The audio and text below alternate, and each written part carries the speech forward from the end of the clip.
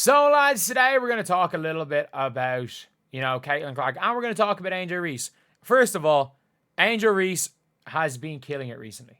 Like, I don't want one word. I don't know how this game's going to end up. It looks like the Lynx are going to make the comeback win. But at the end of the day, I don't mind it that much because, look, I don't judge Angel Reese as nearly the finished product right now.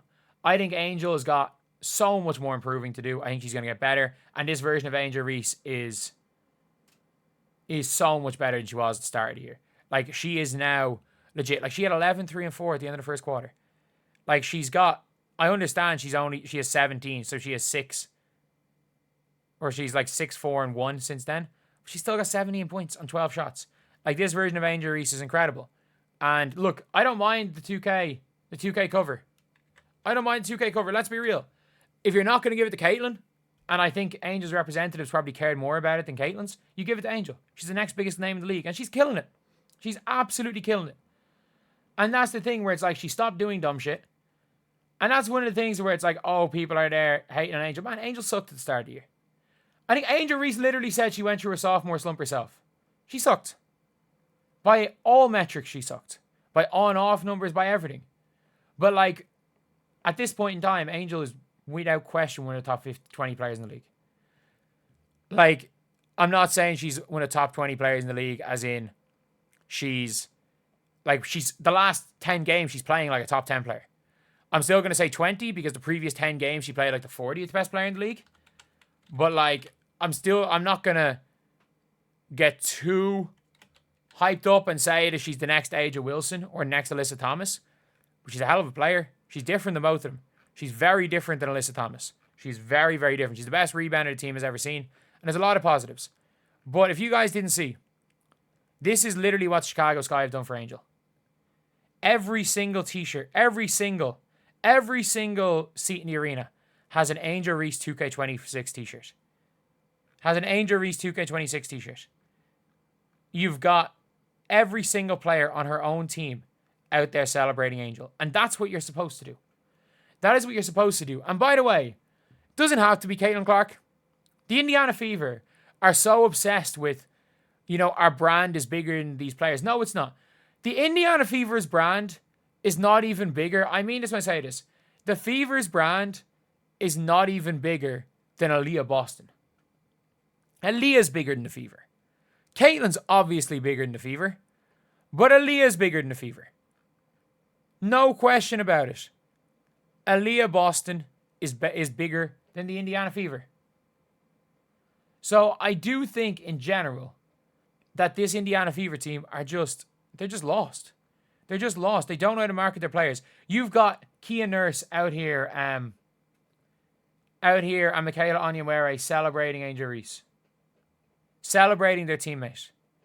Celebrating this, warming up in their t-shirts. Last week when Nafisa Collier got on the Slam cover, when Fee was on the Slam cover, everyone warmed up. Cheryl Reeve was wearing a Fee Collier t-shirt. The Indiana Fever are scared. They're scared, and it's not only a Caitlin thing. They're scared for any of their players. Like, why were the Indiana Fever? Why was a tweet acceptable for the Sports Illustrated article? Why was it a tweet that was acceptable? And by the way, I mean this when I say this. They had, if I'm not mistaken, am I right in saying, 1 second, when they had the Warner Bonner on it. Like, the headline was, if I'm not mistaken, it was, there's more. Am I right in saying their headline was, there's more to the Fever than Caitlin Clark, something like that? I need to get this picture. It's hard to find it right now. There's much more to the W's most watched team than Caitlin Clark. They can't, like, literally. It is an organization, even the Sports Illustrated cover, even if you want to promote all your other players, everything is at the expense. Everything is at the expense. And I don't think Caitlin will have an issue with it. But by the way, Angel's fine with celebrating herself, as she should. As she should. She should be fine with celebrating herself. Like, the Sky are fine with celebrating Angel Reese. The Sky are fine with celebrating Cardoso. The Sky are fine with celebrating their players. And regardless of what this game ends up, to say that the Sky didn't come out inspired after celebrating one of their players, they came out inspired. They were killing them. They were absolutely killing the Lynx. They came out inspired.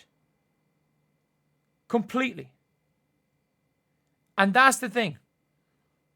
The Chicago Sky came out and were up 13 points at halftime. Put up 57 points and a half. 57 points and a half. And that is, after coming out, they haven't beaten a team over 500 in over a year. And they go and put up 57 points and a half. And they're killing it. They came out on fire. But at the end of the day, it's one of those things. Your team should be there celebrating your star players. Everyone can eat. Everyone can eat. Regardless of what happens in this game, my point stands. Angel's been killing it. The Sky had a great game. They're a young team. They're a poor team. They might go and blow a game against the apex predators of the league. It is what it is. It is what it is. I don't really care. If you're the Fever and you're looking to win a championship and you're blowing these leads, there's an issue. If you're the Sky and you're not going to make the playoffs and you blow these leads, then you can take the positive that you got the lead and you wait for more experience. This team's clearly being led by young players. But yeah, it's something that I really like seeing. I really like what the Chicago Sky are doing. I really like what Angel Reese's representatives are doing. I really like what all of this. I actually really like that Angel Reese is willing to celebrate herself. Look, I have my issues with Angel Reese mostly because she essentially accused 18,000 people of chanting racist of hurling slurs at her during a game, which did not happen.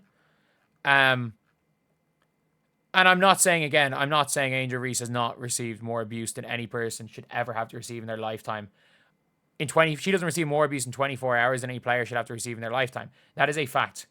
But at the same time, like, accusing people of doing something they didn't doesn't help that. That at all. But yeah, it is genuinely a thing where, look, this team's clearly promoting their star. They're promoting their star, and let's be real. Angel Reese, Ariel Atkins are probably the 1A, 1B on this team. I think you can't go anywhere without a guard. And what Ariel Atkins is doing, Ariel Atkins is 23. Like, I'm not out here saying that Ariel Atkins has not been unbelievable. Ariel Atkins and Angel Reese, depending on the game, are their 1A, 1B. And look, I don't think you can have you're going to be a good team with Angel Reese, your 1B. I think Cardoso needs to, I still don't know how well they're going to play together. I do not know how well Reese and Cardoso are going to play together, to be honest, long term. There's very little sample size of them winning on the court together. And I think they both have more value to other teams. I think Cardoso has much more value to another team.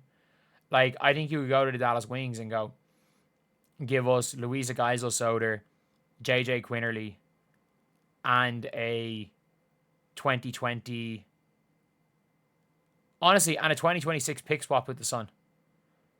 You've got the pick swap. Or maybe that's in with the Mercury as well. But if there's some way that they can potentially double their chance to get the number one pick and getting like Geisel-Soder, who's more of a shooter and on a slightly better contract, get JJ Quinterly, who's on a fantastic contract. I think Quinterly would be a perfect player to have beside Angel Reese, just for the motor of JJ Quinterly.